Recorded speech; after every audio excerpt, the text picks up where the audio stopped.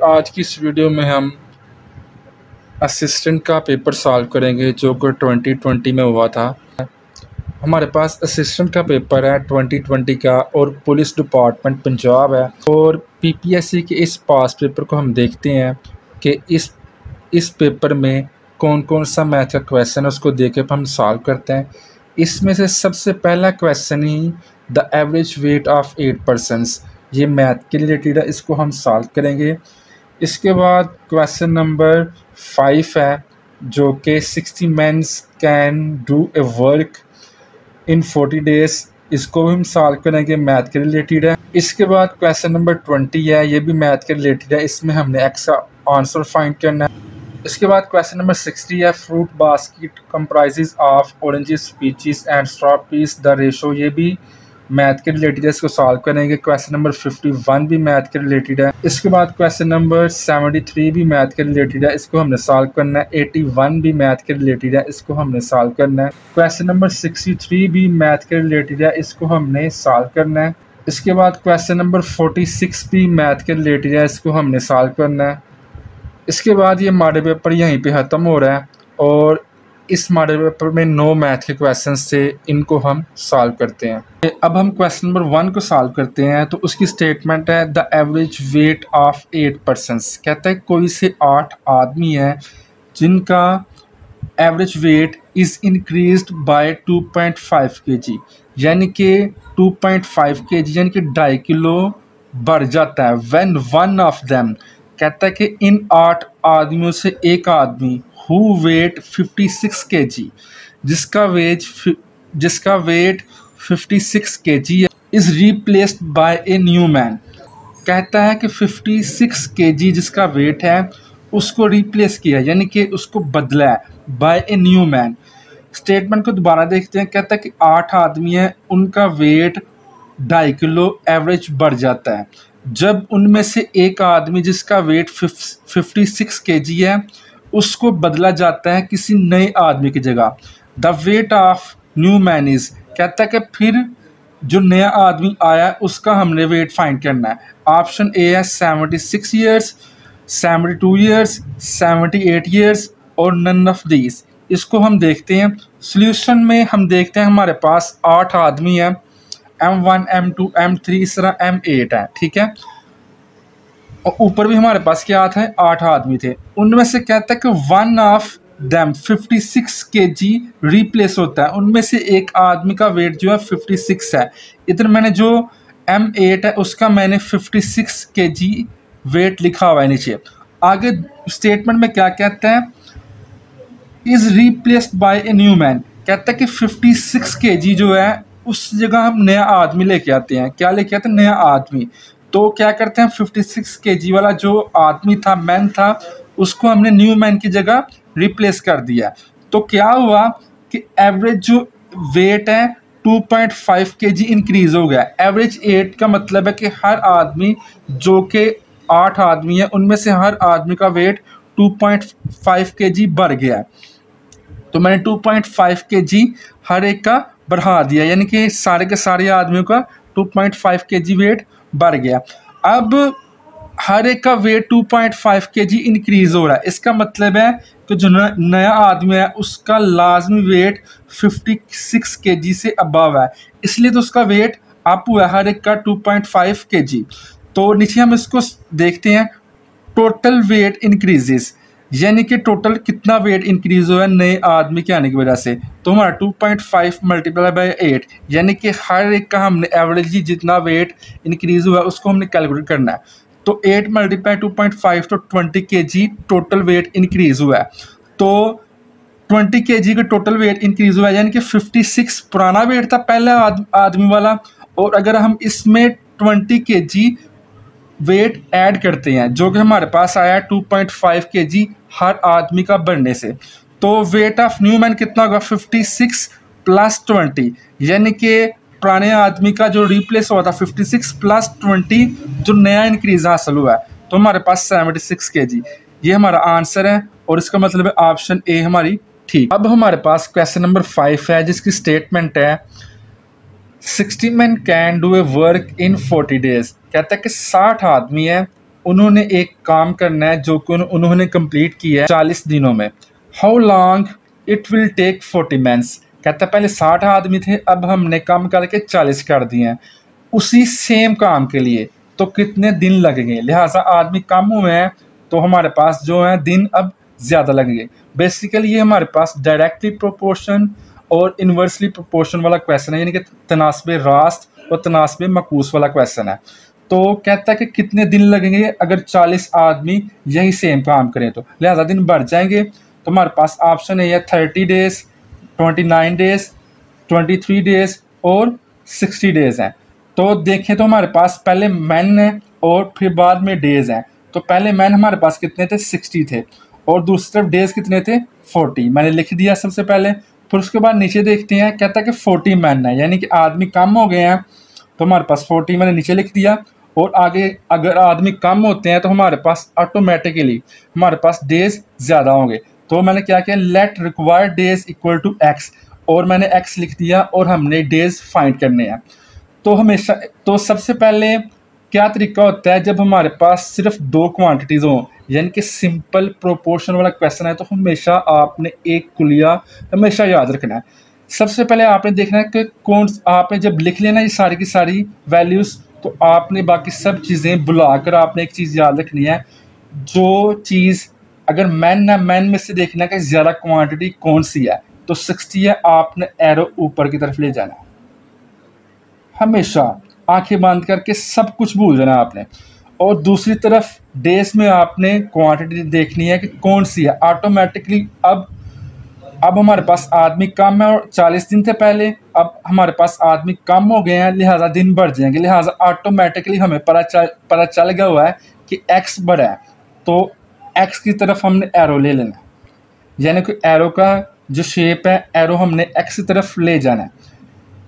यानी कि जो क्वांटिटी बड़ी होगी हमने एरो उसकी तरफ ले जाना है, छोटी क्वांटिटी से शुरू करना है और बड़ी क्वांटिटी की तरफ एरो ले जाना है। तो लिखने का क्या तरीका होगा, जहाँ से आपने एरो शुरू करना है उसको आपने ओवर के ऊपर लिखना है नीचे वाला, और जो जहाँ पे आपने एरो ख़त्म हो रहा है, जिस तरफ एरो जा रहा है उसको आपने नीचे लिखना है। इसी तरह आपने जहाँ से एरो शुरू हो रहा है 40 से शुरू हो रहा है 40 लिखेंगे ऊपर, और जहाँ जिस तरफ एरो जा रहा है वो हमने नीचे लिखना है। तो इस तरह हमने इसको क्या किया, क्रॉस मल्टीप्लाई किया। ये 40 के साथ सबसे पहले कट जाएगा, 1/60 और 1/x, और आपस में हमने क्या किया, क्रॉस मल्टीप्लाई किया। तो 1x जा 1 और 61 जा 60, यानी कि अगर हमारे पास 40 आदमी हो गए और यही सेम काम करने के लिए हमें कितने दिन लगेंगे, 60 दिन लगेंगे। तो हमारी ऑप्शन नंबर डी ठीक है।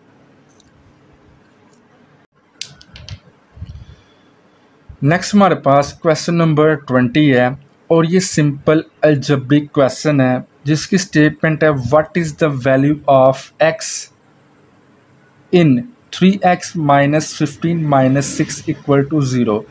इस इक्वेशन को हमने सॉल्व करना है और हमने x की वैल्यू फाइंड करनी है। बिल्कुल इजी सा क्वेश्चन है। पहला आंसर है 6, 7, 9 और -9 है। हमने सोल्यूशन में क्या किया, उस स्टेटमेंट को दोबारा लिख लिया, 3x - 15 - 6 = 0। नेक्स्ट स्टेप में हमने क्या किया, -15 और -6 को हम उठा के इस साइड पे लेके आए, जो कि दोनों प्लस में इनके साइंस चेंज हो गए हैं। 15 + 6 क्या हुआ, 21 हुआ, और यहाँ पे 3x वैसे का वैसे, और 3 इस वक्त x के साथ मल्टीप्लाई हो रहा है, और इस तरफ जा क्या होगा, डिवाइड होगा, यानी कि 21/3। और हमें पता है 21 को 3 के साथ कट किया तो 3 7 जा 21, तो x किसके इक्वल आ गया, 7 के, और यही हमारा आंसर है, और ऑप्शन नंबर बी ठीक है। इसके बाद हम नेक्स्ट देखते हैं। नेक्स्ट हमारे पास क्वेश्चन है 46, इसको हम देखते हैं। इसकी स्टेटमेंट है if ₹1000 is divided amongst Rabel and Amna. कहते हैं कि दो शख्स हैं, रबेल और आमना है, और 1000 रुपीज़ है। इन द प्रोपोर्शन ऑफ 2:3, दरमियान में रेशो का साइन है रिस्पेक्टिवली। कहता है कि 1000 रुपीज़ हैं और रबेल और आमना की रेशो कितनी है, 2:3 है, यानी कि 1000 में से 2 रुपीज़ जो है रुबेल को मिलने हैं और 3 रुपीज़ जो है वो आमना के हैं। नेक्स्ट है how much will Rubel receive, तो रुबेल को कितने पैसे रिसीव होंगे अगर उसकी रेशो 2 है, यानी कि पहला रुबेल है और 2 रेशो उसकी है और सेकंड पे आमना है और उसकी रेशो कितनी है 3 है। तो हमारे पास ऑप्शन है 300, 350, 400 और 600। तो हमारे पास सोल्यूशन में क्या है, टोटल अमाउंट सबसे पहले हमारे पास कितनी है 1000 रुपीज़ है और गिवन रेशो जो उन्होंने दी हुई है वो कितनी है 2:3, रुबेल 2 और आमना 3, ठीक है। नेक्स्ट हमने क्या करना है सम ऑफ रेशो, वो कितनी है 2 + 3 और टोटल हमारे पास सम ऑफ रेशो कितनी आ गई है 5 आ गया। अब ये क्यों फाइंड किया है, एक बात याद रखना, आपने जब भी किसी अमाउंट में से शेयर फाइंड करना हो, किसी का हिस्सा फाइंड करना हो और आपके पास रेशो मौजूद हो तो आपने सम ऑफ रेशो फाइंड करना है और उसका फार्मूला क्या होता है, जब आपके पास रेशो में कोई चीज़ हो शेयर इक्वल होता है given ratio over sum of ratio multiply by total amount. ये एक जनरल फार्मूला है और रेशो के क्वेश्चंस में कॉमन यूज़ होता है, ठीक है। तो शेयर ऑफ रुबेल कितना होगा, क्योंकि हमने वो फाइंड करना है। तो गिवन रेशो, रुबेल की गिवन रेशो कितनी है उसने दी हुई है 2 दी हुई है, लिहाजा हमने 2 लगा दिया और नीचे फार्मूला क्या है सम ऑफ रेशो हमने साथ वैसे का वैसे लगा दिया जो कि 5 आया हुआ था, मल्टीप्लाई बाय टोटल अमाउंट हमने साथ वैसे के वैसे लगा दिया। तो 5 को 1000 के साथ कट किया तो हमारे पास आंसर आएगा 200 और 2 मल्टीप्लाई बाय 200 क्या आ जाएगा 400। तो हमारे पास 400 आंसर है, यानी कि ऑप्शन नंबर सी ठीक है। नेक्स्ट है हमारे पास क्वेश्चन नंबर 60 है। क्वेश्चन नंबर 60 को सॉल्व करने से पहले बता दूं कि क्वेश्चन नंबर 46 जो कि हम पहले कर चुके हैं और क्वेश्चन नंबर 60 ये बिल्कुल सेम है, क्योंकि दोनों के दोनों रेशो के रिलेटेड है। अब हम इनको सॉल्व करते हैं और क्वेश्चन नंबर 60 की स्टेटमेंट है a fruit basket comprises of oranges, peaches and strawberries. कोई एक फ्रूट बास्केट है जिसमें ऑरेंज, पीचेस और स्ट्रॉबेरीज पड़ी हुई है। The ratio of orange to peaches to strawberries is 2:3:4। हमारे पास गिवन रेशो क्या है 2:3:4 जो कि ऑरेंज, पीचेस और स्ट्रॉबेरीज के दरमियान है। इफ़ देयर आर 8 ऑरेंजेस, कहता है कि अब टोकरी में 8 ऑरेंज पड़े हुए हैं। How many total fruit items are there in the basket, और हमें क्या फाइंड करना है टोटल फ्रूट्स को फाइंड करना है। ये बिल्कुल क्वेश्चन नंबर 46 की तरह है और हमारे पास ऑप्शन ए कितनी है 16 है, 32 है, 36 है और 48 है। इनमें से हमने जो आंसर ठीक है हमने उसको फाइंड करना है इस क्वेश्चन को सॉल्व करने के लिए। नेक्स्ट उस तरह स्टार्ट है the ratio of oranges to peaches to strawberries कितनी है 2:3:4 जो कि हमें गिवन रेशो है। Next adding all the ratios we have, हमने जब इनको ऐड किया तो हमारे पास आंसर क्या है 9 आया। हमने क्या फाइंड करना था, हमने टोटल फ्रूट्स फाइंड करने थे। तो कहते हैं let total fruit in the basket equal to x। इसका मतलब है मीन्स वी फाइंड x, यानी कि अगर हम x को फाइंड करते हैं तो हमारे पास टोटल फ्रूट्स की तादाद आ जाएगी। We know that there are 8 oranges, हमें पता है कि हमारे पास 8 ऑरेंजेस हैं और यही हमारे पास एक क्लू है जिसकी वजह से हम इस क्वेश्चन को क्रैक कर सकते हैं, क्योंकि हमारे पास सिर्फ ऑरेंजेस की तादाद मालूम है। हमें पता है जो हम क्वेश्चन नंबर 46 में एक फार्मूला पढ़ चुके हैं कि हमारे पास जब भी रेशो हो और हमने शेयर फाइंड करना हो तो शेयर इक्वल होता है given ratio over sum of ratio multiply by total amount. इसमें हम वैल्यूज़ को पुट करते हैं तो हमारे पास शेयर ऑफ ऑरेंज इक्वल होगा 2/9। 2 क्या है हमारे पास जो गिवन रेशो है ऑरेंज की वो क्या है 2 है और 9 हमारे पास सम ऑफ रेशो है, नीचे सम ऑफ रेशो है मल्टीप्लाई बाय टोटल फ्रूट्स हमने यहाँ पे फाइंड करना है, टोटल अमाउंट हमने यहाँ पे फ्रूट्स की फाइंड करनी है। तो हमारे पास हमें पता है शेयर ऑफ ऑरेंज कितना हमारे पास 8, क्योंकि हमें पता था जो कि गिवन था कि टोकरी में कितने ऑरेंजेस हैं 8 ऑरेंजेस हैं, इक्वल है 2/9 वैसे का वैसे मल्टीप्लाई बाय x, क्योंकि हमने टोटल फ्रूट को x से इक्वल लेट किया था। इस तरह क्या हुआ कि 2 और 9 जब उस तरफ गए हैं तो ये आपस में उल्ट जाएंगे, 9 ऊपर जाएगा और 2 नीचे जाएगा, और 8 9 से क्या होता है 72, और नीचे ऑलरेडी 2 था। 72 को अगर आप 2 पे डिवाइड करते हैं तो आपके पास आंसर क्या है, तो आपके पास आंसर क्या आएगा 36 आएगा। यानी कि hence there are 36 fruits in basket. हमारे पास x किस इक्वल आ गया 36 के, तो हमारे पास ऑप्शन नंबर सी बिल्कुल ठीक है।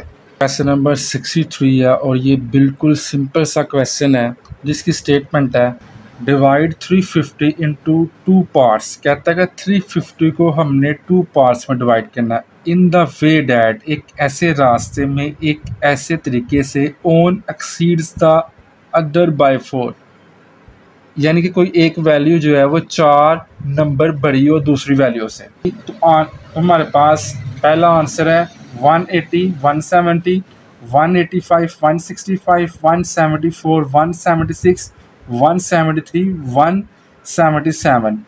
तो हमने देखना है कि इन सब वैल्यू में से 4 नंबर कौन सी बड़ी है। तो सबसे पहले हम सोल्यूशन में डिवाइड करते हैं 177 और प्लस करें 173, तो हमारे पास आंसर आता है 350। और अगर हम इन दोनों को आपस में प्लस माइनस करें तो देखते हैं कि 177 4 नंबर बड़ा है 173 से, तो हमारी ऑप्शन नंबर डी जो है बिल्कुल ठीक है, क्योंकि 177 में से 173 को माइनस किया तो आंसर 4 आया। और हमारा यही क्वेश्चन था कि 350 को हमने 2 पार्ट्स में डिवाइड करना है। कहता है कि उनमें से एक पार्ट जो है वो 4 नंबर बड़ा होना चाहिए, तो 177 जो है 4 नंबर बड़ा है 173 से। हमारे पास क्वेश्चन नंबर 73 है। कहता है कि लुक एट दिस सीरीज 58, 52, 46, 40, 34, और कहता है आगे डैश है, और कहता है कि what number should come next. कहता है कि इसके बाद कौन सा नंबर आना चाहिए, 26 या 28 या 30 या और 32 है। अगर हम सीरीज़ देखें 58, 52, 46, 40, 34, तो इनमें से 58 में से 6 माइनस हुआ तो 52 आया, 52 में से 6 माइनस हुआ 46 आया, और 46 में 6 माइनस हुआ 40 आया, और 40 में से 6 माइनस हुआ 34 आया। यानी कि हर एक में से 6 या 6 माइनस हो रहा है, तो 34 में से 6 जब माइनस होगा 34 माइनस 6, तो हमारे पास आंसर क्या आएगा 28 आएगा। तो 28 ऑप्शन नंबर बी इसकी ठीक है। नेक्स्ट हमारे पास क्वेश्चन नंबर 51 है। लिखा है कंप्लीट द सीरीज 3, 4, 7, 8, 11, 12। इसको हमने कंप्लीट करना है और 12 के आगे डैश है, यानी कि 12 के बाद कौन सा नंबर आएगा। 7, 10, 14 और 15 इसके आंसर्स हैं, इनमें से हमने ठीक आंसर फाइंड करना है। सीरीज देखते हैं 3, 4, 7, 8, 11, 12 है। हम देखते हैं 3 + 1 4 होता है, और 4 + 3 क्या होता है 7 होता है, 7 + 1 8 होता है, और 8 + 3 क्या होता है 11 होता है। यानी कि पहले में से 1 ऐड हो रहा है और अगले जो नंबर है वहाँ पे 3 ऐड हो रहा है। इसी तरह यहाँ पे 11 + 1 क्या हुआ 12 हुआ, और आगे 3 की बारी है, यानी कि 12 में 3 अगर ऐड करेंगे तो हमारे पास जो रिक्वायर्ड आंसर है वो आ जाएगा, यानी कि 12 + 3 क्या होगा 15 होगा, यानी कि ऑप्शन नंबर डी ठीक है। अब हमारे पास क्वेश्चन नंबर 81 है, और 81 की स्टेटमेंट क्या कहती है। कहता है कि ए मैसन फिक्स्ड ब्लैक टाइल्स, एक जो मिस्त्री है वो ब्लैक टाइल्स को क्या करता है फिक्स करता है ऑफ स्क्वायर शेप।